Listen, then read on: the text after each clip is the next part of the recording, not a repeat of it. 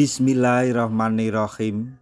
Assalamualaikum warahmatullahi wabarakatuh. Masih bersama karduk.com. Pada video kali ini kami akan menyampaikan kabar terbaru yang datang dari Menpan RB dan Komisi 2 DPR RI terkait dengan seleksi P3K tahun 2024, yaitu formasi seleksi P3K 2024 terbatas hingga tipisnya peluang tenaga honorer. DPR RI dan Menpan RB sepakat ambil langkah bijak ini. Untuk mengetahui kelanjutannya, silahkan simak video ini sampai selesai. Tapi sebelum kami lanjutkan, bagi rekan-rekan yang baru menemukan channel ini, tekan like dan subscribe-nya, dan juga tekan lonceng notifikasinya supaya nanti bisa mengetahui informasi terbaru terkait dengan seleksi P3K tahun 2024. Sekarang mari kita simak dan cermati penjelasan atau pernyataan yang ada di video ini supaya nanti tidak gagal paham. Seleksi pegawai pemerintah dengan perjanjian kerja atau P3K tahun ini menuai banyak polemik. Salah satu hal yang memicu timbulnya polemik adalah keterbatasan formasi yang tersedia di beberapa instansi daerah. Hal tersebut membuat banyak tenaga honorer terancam tidak kebagian formasi hingga gagal berstatus sebagai P3K penuh waktu tahun 2024. Keterbatasan formasi tersebut diakibatkan adanya minimnya dana anggaran di beberapa instansi pemerintah daerah. Selain itu, sistem pengangkatan P3K 2024 berdasarkan skala prioritas juga mempersempit peluang kelulusan tenaga honorer. Sebagaimana diketahui, pada seleksi P3K tahun ini, kelulusan tidak berdasarkan nilai passing grade, melainkan berdasarkan skala prioritas. Adapun urutan skala prioritas dalam pengangkatan P3K 2024 adalah sebagai berikut.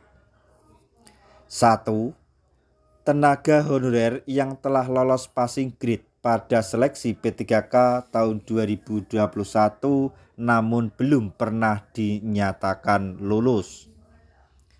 Kemudian yang kedua, D4 bidan pendidik yang lulus pada seleksi P3K tahun 2024. Yang ketiga yaitu XTHK2 atau honorer K2. Kemudian yang keempat, tenaga honorer yang ada dalam database BKN. Dan yang kelima, non-ASN yang telah bekerja di pemerintah minimal 2 tahun akan tetapi tidak masuk dalam database BKN atau non-database BKN. Nantinya untuk pelamar prioritas akan ditaruh pada peringkat tertinggi meskipun nilai tes mereka jauh di bawah. Sedangkan bagi yang berada di skala bawah, mereka harus menunggu sisa formasi dari kategori atasnya meskipun mendapatkan nilai yang lebih tinggi. Dengan sistem sedemikian rupa, maka dapat diketahui peluang kelulusan non-ASN yang tidak terdata di BKN sangat tipis. Terkait penuntasan persoalan tenaga honorer tahun 2024 ini, DPR dan Menpan RB telah membuat kesepakatan, yaitu kesepakatan yang pertama, penataan tenaga honorer dilakukan paling lambat pada Desember 2024 mendatang. Kesepakatan yang kedua, penataan tenaga honorer dilakukan berdasarkan undang-undang yang berlaku. Kesepakatan yang ketiga yaitu tenaga honorer yang tidak memiliki formasi akan dialihkan sebagai P3K paruh waktu. Kemudian kesepakatan yang keempat yaitu tahapan seleksi P3K 2024 dilakukan mulai 26 September 2024 hingga 31 Desember 2024. Berdasarkan poin yang ketiga, diketahui DPR RI dan Menpan RB bahkan mengambil langkah menampung tenaga honorer yang tidak kebagian formasi ke dalam jabatan P3K paruh waktu. Dengan demikian, mereka tetap mendapatkan kepastian hukum dan tidak terancam bakal dihapuskan.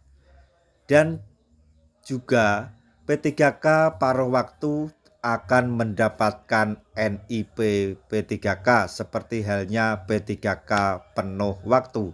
Jadi untuk paruh waktu pun sudah dianggap menjadi aparatur sipil negara atau ASN karena sudah mendapatkan NIP.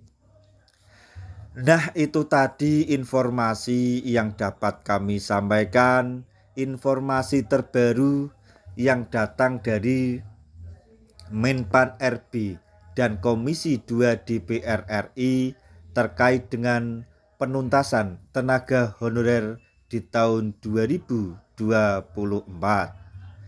yaitu formasi seleksi P3K 2024 terbatas hingga tipisnya peluang tenaga honorer. DPR RI dan Menpan RB sepakat ambil langkah begini.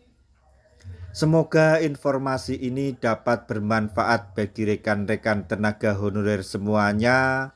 Di akhir video, kami mengucapkan banyak terima kasih. Wassalamualaikum warahmatullahi wabarakatuh.